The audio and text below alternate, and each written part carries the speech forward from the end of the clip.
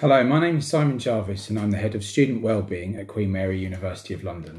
I'm going to talk to you today to introduce you to the Disability and Dyslexia Service, who the staff are that work in the service, what we do and where you can find us.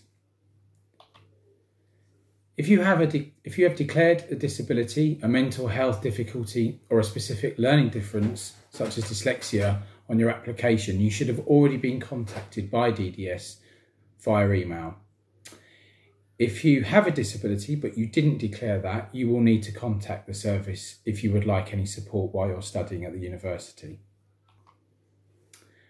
We have a very well-resourced team. We've never had more members of staff, and we have specialist disability advisors, mental health advisors, specialist one-to-one study skills tutors that work with dyslexic students.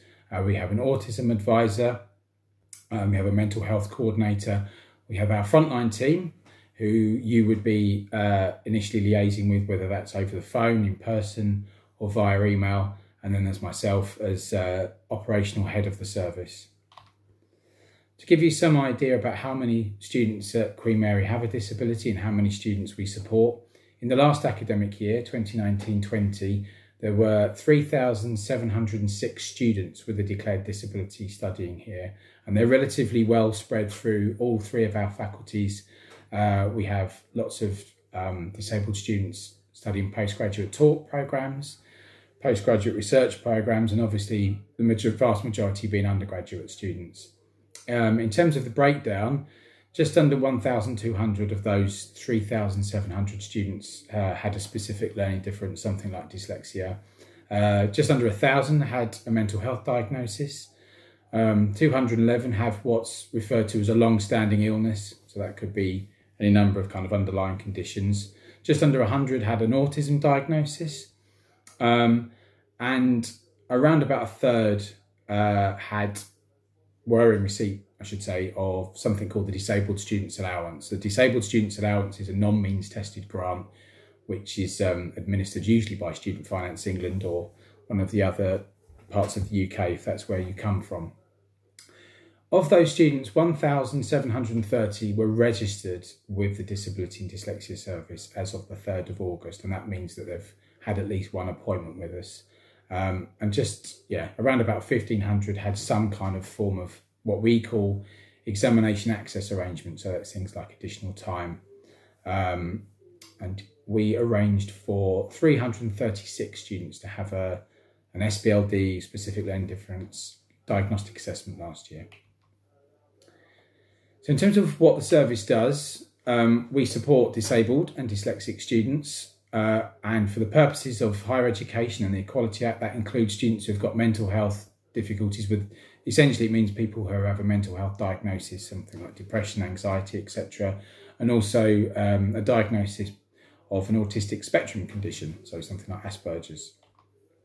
We provide students who think they might be dyslexic. That's a key activity for the service, and I'll talk more about that shortly. We make recommendations for what are known as reasonable adjustments on behalf of the students that we support, and we communicate these to the school that you're studying in, or where appropriate, other parts of the university. So for example, registry in terms of exams or the library. Exam arrangements are probably the most popular reasonable adjustment, or the most sort of sought after reasonable adjustment. So that's usually additional time, but yeah, there are a whole host of other things that we do. We support the students applying for the Disabled Students Allowance because it's not necessarily a straightforward process to go through. It's very sort of admin heavy. And if you were to look in our offices kind of during term time, you would see lots of one-to-one going on, one-to-one work with study skill support and what's called specialist mentoring, which we organise as well.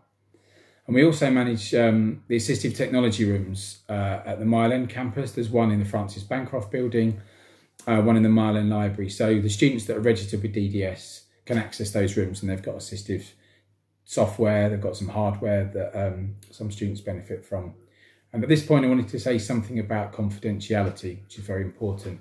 So everything we do, everything you say to us is confidential. If you don't want us to tell other members of staff at the university about your disability, we won't. So as the caveat with this is that it's not possible for us to implement much support, if any, really, without doing that. So we'll always recommend that you that you kind of consent for us to share information with the school that you're studying, and even if it is just that you're registered with us and that you have some support. They don't need to know what your diagnosis is.